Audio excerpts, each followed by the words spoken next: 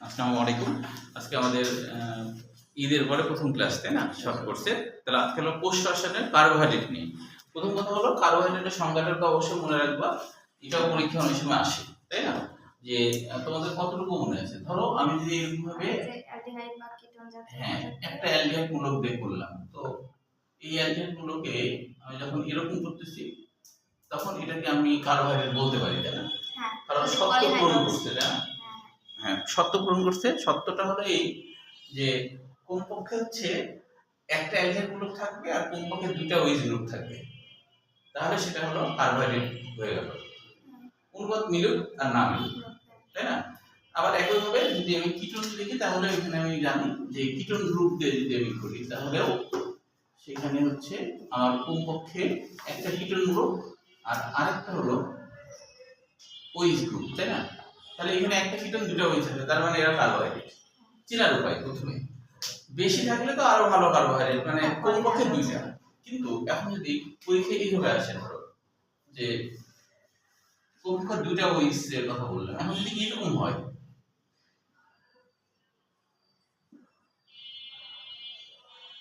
এখন না ধরো ওইচ, হ্যাঁ, যদি এরকম হয় এটা কার্বোহাইড্রেট হবে কি না? এটা কিন্তু কার্বোহাইড্রেট হয় না। মানে মনে রাখতে হবে একই কার্বনে হ্যাঁ হ্যাঁ একই কার্বনে দুইটা হয় না সাধারণত এরকম। এখন ধরো এটা যদি এরকম থাকে, এরকম ধরো এরকম আছে, এরকম আছে। এখন এখানে কিন্তু একটা অ্যালডিহাইড গ্রুপ দুইটা কিন্তু ওইচ গ্রুপ আছে না, দুইটা ওইচ গ্রুপ আছে। এটাকে কিন্তু কার্বোহাইড্রেট বলা যাবে না। একই কার্বনে হবে না, ভিন্ন কার্বনে হতে হবে কমপক্ষে দুইটা। দুইটা ওইচ গ্রুপ হতে হবে, এটা সত্য, কিন্তু সেটা একই কার্বনে না, এটা মনে রাখতে হবে। ভিন্ন কার্বনে দুইটা ওইচ হতে হবে। তাহলে এখানে দেখো সত্য কিন্তু পূরণ করছে, যে একটা অ্যালডিহাইড গ্রুপ আছে, সত্য পূরণ হচ্ছে না। আবার দেখো সত্য পূরণ হচ্ছে দুইটা ওইচ গ্রুপ আছে, কার্বন না। একই কার্বনে হলে হবে না, ভিন্ন ভিন্ন কার্বনে হতে হবে। বুঝতে পেরেছো? একই কার্বনে হলে সেটা কিন্তু হবে না, এটা মনে রাখতে হবে। হ্যাঁ, ঠিক আছে? এটা অন্য বইয়ে দেখছিলাম আর কি বিষয়টা। আবার এখানে নাই, ওই জন্য অন্য বইয়ে দেখছিলাম। হ্যাঁ, তাহলে এটা হলো সত্য, একই কার্বনে হলে কিন্তু না, এটা আবার মাথায় রাখতে হবে। ঠিক আছে?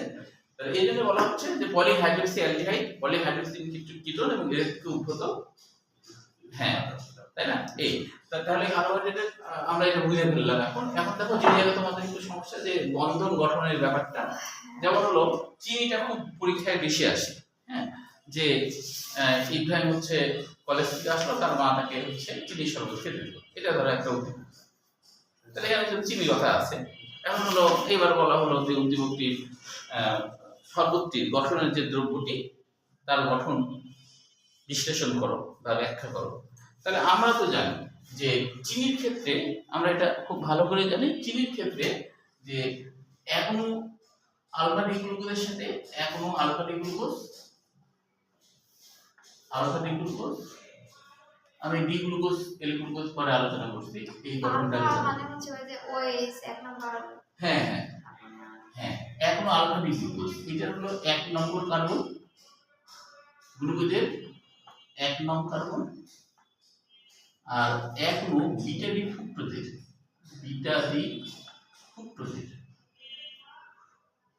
ফ্রুক্টোজের দুই নম্বর কার্বন যুক্ত হলে, তাই না? যদি এখনো আলফা ডি গ্লুকোজ আর এখনো বিটা ডি গ্লুকোজ, মানে দুইটা গ্লুকোজ আর কি, দুইটা গ্লুকোজ বা দুইটা মনোস্যাকারাইড, তাই না? দুইটা মনোস্যাকারাইড। মনোস্যাকারাইড মানে তোমরা জানি, তাই না?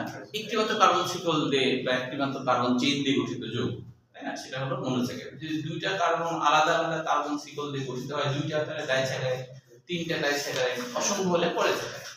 এখন হলো তাহলে আলফা ডি গ্লুকোজ আছে, তো আলফা ডি গ্লুকোজের ক্ষেত্রে এইভাবে আনতে পারো, এই তারপরে এইভাবে করে ঘিরে দিলাম, তাহলে এটা আলফা ডি গ্লুকোজ হচ্ছে। আলফা ডি গ্লুকোজে আমরা জানি ওইচ হলো নিচে থাকে, এক নম্বরে ওইচ নিচে থাকে, এটা তো আগে তিনি জানেন, তাই না? আর এটা হলো তিনে ওইচ উপরে থাকে, এটা তো নিচেই থাকে। এই এটা একটা এইচ আর CH2 ওইচ, এটা হলো আলফা ডি গ্লুকোজ। কারণ আলফা নিউক্লিক তুমি যদি মনে রাখতে চাও তাহলে কিন্তু তুমি 35 সূত্র মনে রাখতে পারো। 2 নম্বর এটা 3, এটা 4, এই হলো 5 আর এই হলো 6। 35 সূত্র মনে রাখতে পারো ভুলে গেলে। 35 সূত্র কিরকম? 35 3 এর উপরে ওইস আর 5 এর উপরে একটা ওইস আছে, আর বাদ বাকি সব কারণ ওইস নিচে। ভুলে গেলে 35 সূত্র মনে রাখবে। 3 এর উপরে ওইস বসবে আর 5 এর উপরে ওইস থাকবে, সেই ওইসটা CH2OH হিসেবে থাকবে। আর এর তো কার্বনের বন্ধন মিলানোর জন্য আমরা CH2OH লিখি, তাই না? তাহলে এইটা লিখে ফেললে তারপরে বাদ বাকি সব কারণে কি ওইস হচ্ছে না, তাহলে তোমার হয়ে গেল, তাই কি না? আর মনে রাখতে হবে যে এই বেনজিন বলয় এর মতো এটা হচ্ছে কি করতে হবে, যে এখানে একটা কার্বন আর অক্সিজেন দিলে, এখানে দিলে, তারপরে এখানে কর্নার বসা দিলে হয়ে গেল, তাই না? কেমিস্ট্রিতে তো করছো। আচ্ছা, তাহলে এইটা হলো 1 নম্বর কার্বন। এখন কি বলছে দেখো, এখনো আলফা নিউক্লিওজে 1 নং কার্বন আর এখনো বিটা ডি ফ্রুক্টোজে 2 নং কার্বন। এবার ফ্রুক্টোজ কিন্তু, হ্যাঁ, তাহলে এটা আলাদা কিছু। ফ্রুক্টোজ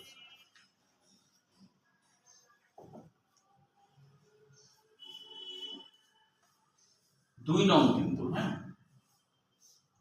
এটা হলো 1 আর এইটা হচ্ছে 2, এটা 2 নম্বর কার্বন কিন্তু, হ্যাঁ, এখানে তো আছে, এখানে তো আছে।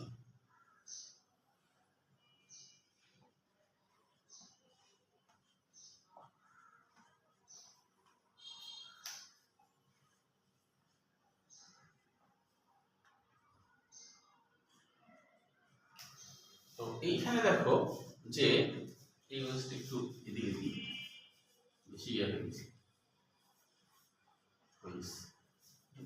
আচ্ছা, তো এখন দেখো এইটা তুমি যদি মনে রাখতে চাও, মানে গঠনের মনে রাখার জন্য, তাহলে এখানে কিন্তু তোমার যে 1 নম্বর কার্বন, অর্থাৎ এটাতে 1 নম্বর কার্বন, এটা কিভাবে আসছিল সেটা কি মনে আছে? এই জিনিসটা আসলে কিভাবে আসছিল এইটা লিখে দিই, তাহলে ভালো বুঝতে পারবে। লিখবো, আমি দেখাচ্ছি।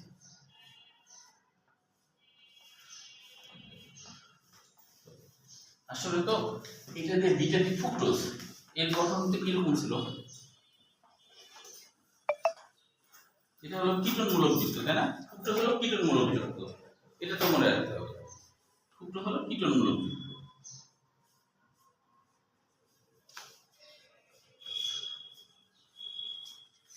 ভুলে যাওয়া এটা অস্বাভাবিক না, মানুষ ভুলে যাবে, এটি স্বাভাবিক।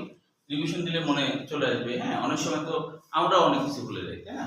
তো তোমার হচ্ছে যে অনেক দিন কোনো কিছু তুমি যদি প্র্যাকটিস না করো তাহলে ভুলে যাওয়া স্বাভাবিক। এই জন্য তো আসলে রিভিশন দরকার, তাই কি না?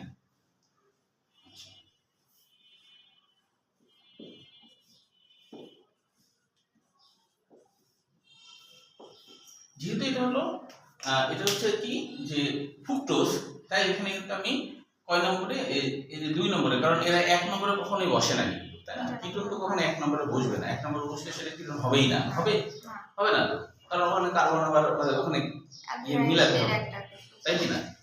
ঠিক না? ঠিক আছে, কি আমি যেটা ও আচ্ছা, না ঠিক আছে, আচ্ছা, আমি একটু দেখে নিলাম। আচ্ছা দেখো যে এবার দেখো এটা কিভাবে হয়েছিল। এটা হয়েছিল, এটা 1 নম্বর কার্বন, এটা 2, এটা 3, 4, 5, 6। সাধারণভাবে যখন ফ্রুক্টোজ দ্রব্য হিসেবে থাকে তখন এরকম, কিন্তু যখন এই পানিতে দ্রবীভূত হয়, বিক্রিয়ায় অংশগ্রহণ করে, তখন সে তার স্বতন্ত্র ধরে রাখতে চায়, মানে সে চায় যে আমার সাথে আর কেউ যেন বিক্রিয়া করতে আমার স্বতন্ত্র নষ্ট করে না থাকে। বুঝতে পারছো? যে যেমন ধরো কথার কথা, গোটা বিশ্বে সাধারণত কি শক্তিশালী দেশটা দুর্বল দেশের উপরে তার যে আধিপত্য এটা করতে চায়। হ্যাঁ, এটা সব দেশের ক্ষেত্রে প্রযোজ্য। যেমন আমেরিকা গোটা বিশ্বের উপরে একটা তার আধিপত্য ইয়ে করতে চায়। যেমন ধরো প্রায় সব দেশই আমেরিকার বর্ষতা স্বীকার করে নিয়েছে বাধ্য হয়ে, তাই না? শক্তিশালী দেশ দুর্বলের উপরে কি তার স্বতন্ত্র থাকতে দেবে না, শক্তিশালী দেশ কি করবে, তার উপরে প্রভাব বিস্তার করবে। যেমন ভারত শক্তিশালী দেশ বলে তাই তার আশেপাশের সব দেশকে বর্ষতা স্বীকার করে থাকতে হয়, ইচ্ছায় হোক অনিচ্ছায় হোক থাকতে হয়। ইরান কথা শুনিনি, ওই জন্য ইরানকে বসাচ্ছে।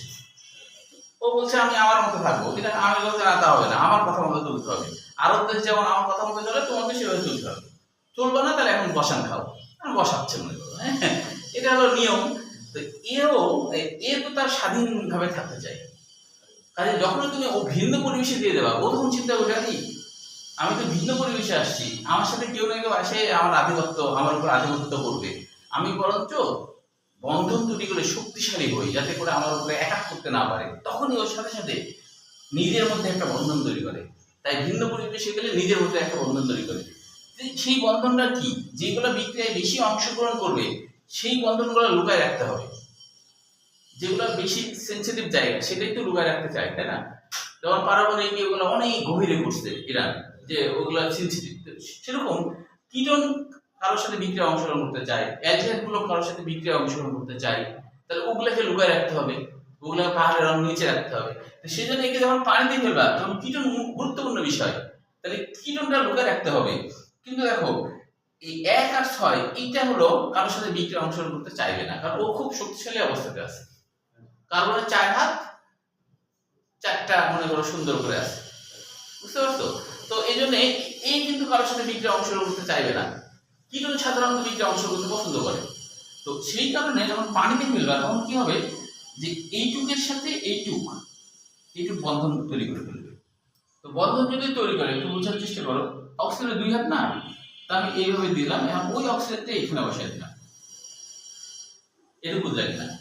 এখন এটা যখন এরকম হলো তখন এই ওইসটা তখন এখানে দিতে হবে, কারণ কার্বনের 4 হাত, কার্বনের সিরিং স্ট্রাকচার করে দেবে। হ্যাঁ হ্যাঁ। তাহলে এখন দেখো 2 আর 5 এর মধ্যে বন্ধন তৈরি করলো, কত 2 আর 5 এর মধ্যে বন্ধন তৈরি করছে না?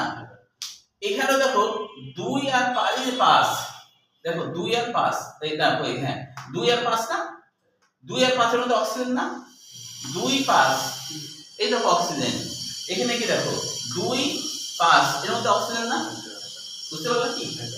তাহলে 2 আর 5 এর মাঝে অক্সিজেন, তাহলে এই অক্সিজেনটা আসছে কিভাবে? পানিতে যখন বিক্রিয়া অংশগ্রহণ করতে তখন সে নিজের মধ্যে যুক্ত হয়ে যায়, পানিতে দ্রবীভূত বলে যুক্ত হয়ে যায়, বুঝতে পারছো? এই যুক্ত হওয়ার কারণে সে তো নিজেই এরকম বন্ধন তৈরি করে ফেলছে। তাহলে এখানে এই জিনিসটা আসছে এইভাবে, এরা এর সাথে বিক্রিয়া করে গোল হয়ে এসে ঘিরে ফেলে, কিন্তু কে ঘিরের মধ্যে থাকে না, এই ঘিরের মধ্যে থাকে না, এই ঘিরের মধ্যে থাকে না, মানে ঘেরার মধ্যে থাকে না। সেই জন্য দেখো বন্ধনটা তৈরি হচ্ছে কিন্তু 2 আর 5 এর মধ্যে, আর 1 আর 6 বাইরে, দেখো 1 আর 6 বাইরে, দেখো 1 বাইরে, দেখো 6 বাইরে, বুঝলি? বুঝতে পারছো কিনা? তাহলে কেন এরা বাইরে, বুঝতে পারছো? কারণ ওরা তো ওই বন্ধনের সময় তো বাইরেই ছিল, ওরা বলছে আমরা নিজেরাই শক্তিশালী, আমরা নিজেরাই শক্তিশালী, বুঝতে পারছো? তো কাজে আমাদের হচ্ছে দরকার নেই কোনো কিছু। হ্যাঁ, যে সেদিন এক হুজুর একটা বক্তব্য হচ্ছে, একটু সায়েন্স দিয়ে বোঝাচ্ছে। হ্যাঁ, তো দেখলাম যে ওর মতলব ভালো না। সবাই তো আর হুজুর হলে যে সবাই ভালো হয় তা তো না, মানে সবাই তো একরকম হয় না, তাই না? মতলব কেন ভালো না? ও কি বলছে যে কার্বনের 4 হাত, আমি এটা শুনেছি ফেসবুকে, আমি জানি সায়েন্সে কিছু পাইলে আমি আবার শুনি, সেটা ফিজিক্স হোক, কেমিস্ট্রি হোক, বা যাই হোক, বা জিওগ্রাফি হোক, আমি আবার একটু শুনি, ভালো লাগে। সায়েন্সে কিছু হলে আমি একটু শুনি, আর আমি একটু বোঝার চেষ্টা করি ভুল টুল বলছে কিনা। হ্যাঁ, কারণ আমি তো একসময় 4টা সাবজেক্টে পড়াতাম, যেদিন আমার জ্ঞান আছে, মানে ফিজিক্স, কেমিস্ট্রি, ম্যাথ, বায়োলজি 4টায় পড়াতাম, বুঝছো?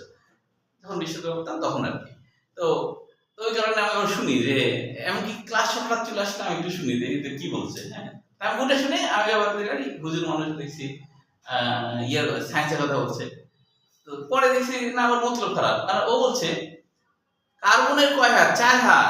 বিয়ের কথা বলছে, এখন বলছে কার্বনের কয় হাত? 4 হাত। ধরতে হবে আদম আলাইহিস সালাম হচ্ছে কার্বন, আদম আলাইহিস সালাম হলো কি? কার্বন, আর হাওয়া আলাইহিস সালাম হলো হাইড্রোজেন। তার মানে কার্বনের সাথে কয়টা হাইড্রোজেন লাগবে? 4টা। তাই ছেলেরা বিয়ে করতে পারবে 4টা। মতলব খারাপ, বুঝতে পারছো? আচ্ছা, হাওয়াতে হাইড্রোজেন হয়? হাওয়াতে হা আছে না, হাওয়াতে হা আছে না, ওই হা কে হচ্ছে হাইড্রোজেন, বুঝতে পারছো? তো আমি তো দেখলাম এই অদ্ভুত। তো প্রথম বলছে যে আল্লাহ কোরআনে বলছে আল্লাহ হলো মানুষকে রূপান্তরিত মাটি দিয়ে তৈরি করছে। কোন কোন ব্যাখ্যা আছে যে কালো মাটি দিয়ে তৈরি করছে, এরকম। তো তার মানে কার্বন দিয়ে তৈরি করছে। তা আদম আলাইহিস সালাম হলো কার্বন দিয়ে তৈরি করছে। আদম আলাইহিস সালাম হলো কার্বনের কয় হাত? 4 হাত। হাওয়া আলাইহিস সালাম মানে হাইড্রোজেন, হাওয়ালের মানে কি হাইড্রোজেন এইভাবে বুঝাচ্ছে। হ্যাঁ, তাহলে কার্বনে কয়টা লাগবে? 4টা। তাহলে সেটাতে কয়টা বউ লাগবে? 4টা। চিন্তা করতে পারছো এটা কি ধরনের বোঝানো? কিন্তু দেখো এই যে যারা এটা বলছে কোরআনে কিন্তু ওইটা আবার করছে না, যে তোমার কোরআনে আছে যে যদি তোমরা সত্য মেনে চলো তাহলেই তুমি শুধুমাত্র একের বেশি 2টা 3টে 4টা বিয়ে করতে পারো। সত্য কি? সমান মর্যাদা দিতে হবে, সমান ভালোবাসা দিতে হবে। এইটা তো আসলে সম্ভব না আমাদের মতো সাধারণ মানুষের। তাহলে সত্য পূরণ যদি করতে না পারো, আল্লাহ বলছে যদি সত্য পূরণ করতে না পারো তাহলে একটাই। বুঝতে পারছো? তো সত্য পূরণ করতে না পারলে একটাই। তো ওই অধিকার তো মেয়েদেরও আছে, যদি স্বামী তার উপযুক্ত না হয় মেয়েরাও চাইলে কিন্তু ডিভোর্স নিয়ে নিতে পারে, ওইটা তো মেয়েদেরও আছে। তাহলে সত্য ছাড়াই কি সুন্দর করে বুঝাচ্ছে। আদম হলো মাটিতে তৈরি, মাটির মূল উপাদান ছিল কার্বন, কার্বন হলো আদম আলাইহিস সালাম, আর তার বউয়ের নাম হলো হাওয়া। হাওয়া মানে কি? হাইড্রোজেন। দেখা হচ্ছে তাহলে কার্বনে কয়টা হাইড্রোজেন লাগবে? 4টা। বউ লাগবে কয়টা? 4টা। চিন্তা করছো? এখন তো ইব্রাহিম আর মেহেদি এখন শিখে গেল, ও প্রথম বিয়ে করে ও বউকে বলবে যে ছোট্ট লাগবে নাকি? বৈষম্য না, অবশ্যই বৈষম্য। কারণ সাধারণ মানুষ কি সমান সমান ভালোবাসা ইয়ে করতে পারবে? সাধারণ মানুষের এটা সম্ভবই না কখনো হলো সমান বিয়ে করা। অনেক সময় এটা ব্যতিক্রম হয়, যে অনেক সময় বউ দেখা যায় যে কোনো কারণে বন্ধা, তার বাচ্চা হচ্ছে না এরকম, বা মারা গেছে আরেকটা বিয়ে করছে, এরকম তো হতেই পারে। তো সেটা তো ব্যতিক্রম। তখন অনেক সময় বই মানে মেনে নেয় যে ঠিক আছে তুমি আমার জন্য তুমি আরেকটা করো, সেটা ভিন্ন কথা। তো স্বাভাবিক অবস্থায় ওই সপ্তাহে কেউ পালন করতে পারবে না।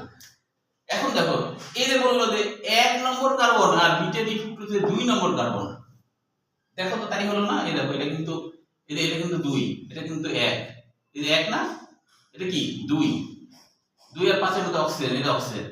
তার এই যে 2 এ যে ওইস আছে, এই ওইস যখন একসাথে একীভূত হয় তখন কি এটা পানি তৈরি হয়ে যায় না?